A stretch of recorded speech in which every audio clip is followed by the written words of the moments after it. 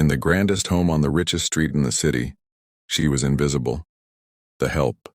A shadow moving between rooms that gleamed like palaces. But one fateful night, she broke the single most sacred rule of her job and in doing so, uncovered a secret that could destroy the family she served. Or save them. Before we dig deep into this shocking story, kindly hit the like button, subscribe, and turn on your notification bell so you never miss real stories that reveal the darkest truths and biggest betrayals. Adana Okafor was 32, and for 3 years she had worked for the Whitmores, one of the wealthiest families in the country. Their home wasn't just a house. It was a fortress of glass and steel, with manicured gardens, an Olympic-sized pool, and a marble staircase that seemed to go on forever. Adana kept her head down. She worked in silence, dusting antiques she couldn't pronounce the names of, ironing silk shirts that cost more than her monthly salary. To the Whitmores, she was polite, efficient, forgettable. But Adana had a secret of her own, one she carried quietly every day. Just a year earlier, she had lost her infant son, Chiki, to a rare illness. The grief was something she buried beneath her work, until the night that grief came rushing back in a way she never imagined. It was a stormy night. The Whitmores were out at a high society charity ball, their newborn daughter Lily left in the care of the night nanny, Mrs. Harper. Adana was in the kitchen scrubbing a crystal vase when she heard a piercing, desperate cry echoing from the nursery upstairs. She froze. It wasn't just a baby's cry. It was the same choked, gasping sound Chiki used to make in his last days. Adana rushed up the staircase 2 steps at a time. When she opened the nursery door, the sight made her stomach twist. Mrs. Harper was asleep in the rocking chair, head tilted back, a glass of wine on the side table. Lily was in her crib, face red, tiny hands clawing the air, and her lips were dry. Dangerously dry. Adana shook Mrs. Harper awake. Nothing. The woman was dead asleep.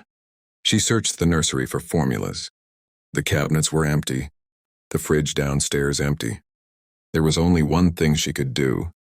Her heart pounded. She knew the rules. Staff were never to touch the child unless instructed. But the memory of Cheek's tiny body in her arms was cold and still, burned in her chest. Without thinking, Adana lifted Lily, cradling her close. The baby's wails softened. Adana hesitated for only a second before unbuttoning her blouse. She had been nursing before Cheeky passed, and though months had passed, she had been secretly helping her cousin's child to keep her supply. She held Lily to her breast. The baby latched instantly, her tiny body trembling with hunger. Tears ran down Adana's face as the storm raged outside. She didn't notice the shadow in the doorway until it moved. Standing there in his tailored black suit was Richard Whitmore. He had returned early, rain dripping from his hair, eyes fixed on the scene before him. For a long, tense moment, neither of them spoke. Adana's mind raced. This could cost her everything. Her job, her home, her freedom. Finally, he stepped inside, closing the door softly. His gaze wasn't angry. It was unreadable. "What happened?" he asked quietly. Adana explained everything. The empty formula, the drunken nanny, the screaming baby. Richard listened, saying nothing until she finished.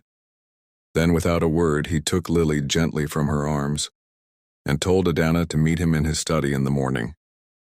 The next morning was torture. Adana cleaned the house as usual, waiting for the inevitable dismissal. But Mrs. Harper was nowhere to be seen.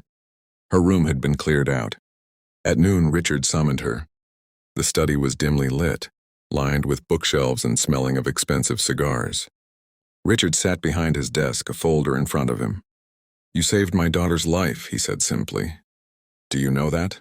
Adana tried to protest, to downplay it, but he stopped her with a raised hand. She was dehydrated. If you hadn't acted when you did, she might not have made it through the night. Then his voice lowered. "My wife, she's been distant since Lily was born. Postpartum depression. She doesn't hold her, doesn't feed her." Mrs. Harper was supposed to fill that gap, but clearly, his jaw tightened. Richard leaned forward. "I've seen the way Lily responds to you. I want you to be her full-time caretaker, and I'm prepared to triple your salary." Adana was stunned. "Sir, people will talk." "Your wife?" "She'll agree," Richard said firmly.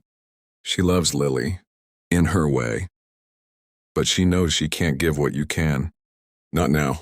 From that day, Adana's role changed completely. She became more than a staff, she became Lily's safe place.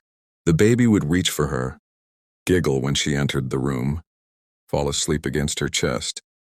Mrs. Whitmore kept her distance, but sometimes Adana caught her watching from the doorway, her expression unreadable, almost envious. Months passed. Lily thrived. Richard often found excuses to linger in the nursery, watching the two of them with a softness Adana hadn't seen before. One evening, during a gala, a sharp-eyed socialite saw Adana holding Lily and whispered to Mrs. Whitmore, "She looks more like the mother than you do." The words hit like a blade. That night, Mrs. Whitmore confronted Adana. Her voice trembled. "She's mine. Don't forget that." Adana lowered her gaze. "I never have, ma'am.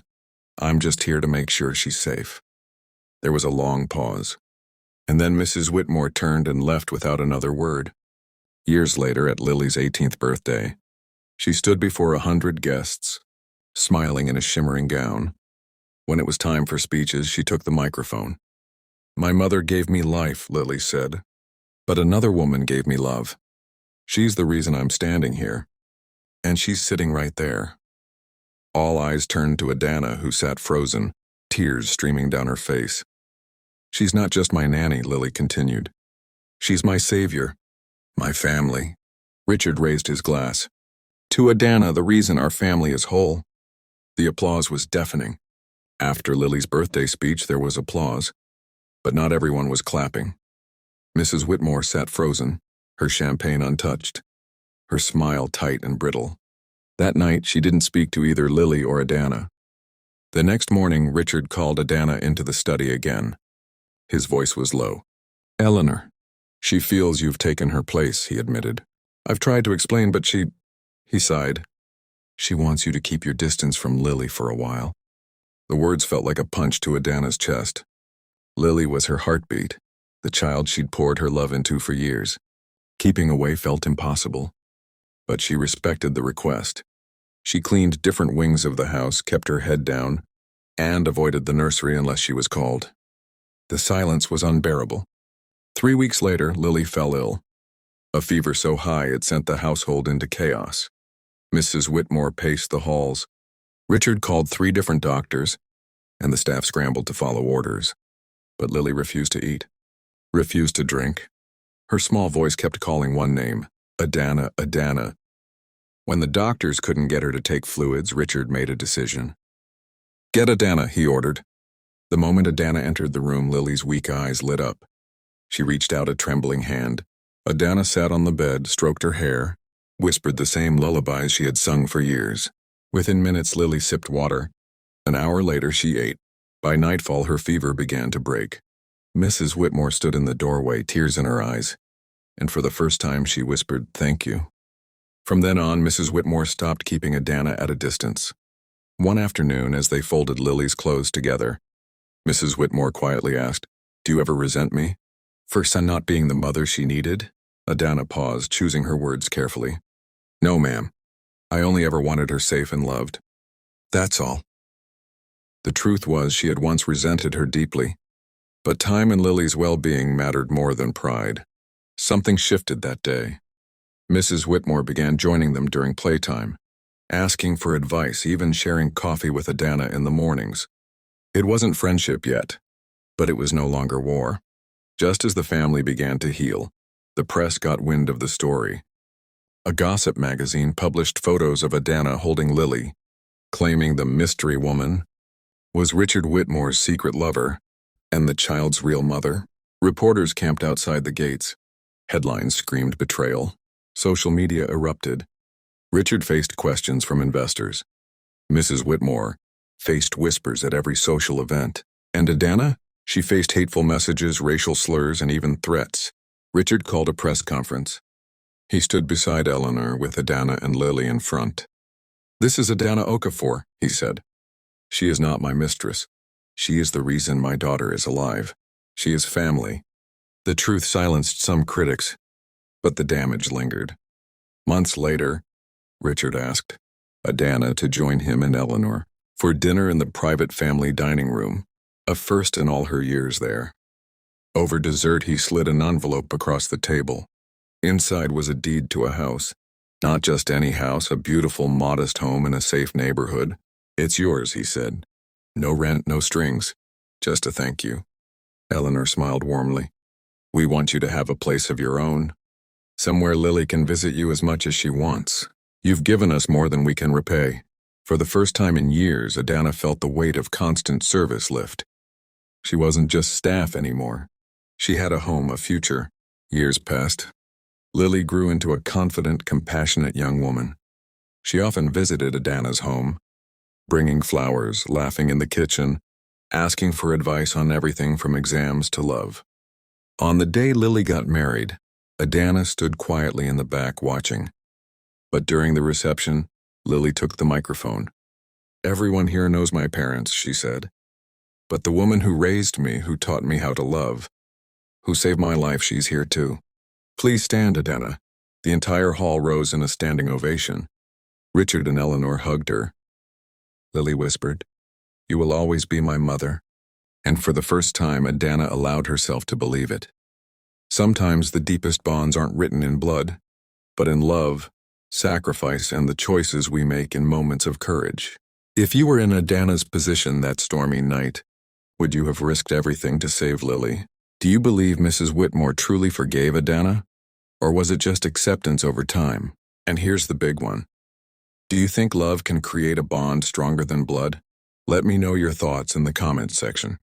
Thanks for watching. Please don't forget to like, comment, share, and subscribe so you never miss more real stories that reveal the darkest truths and the most powerful acts of love.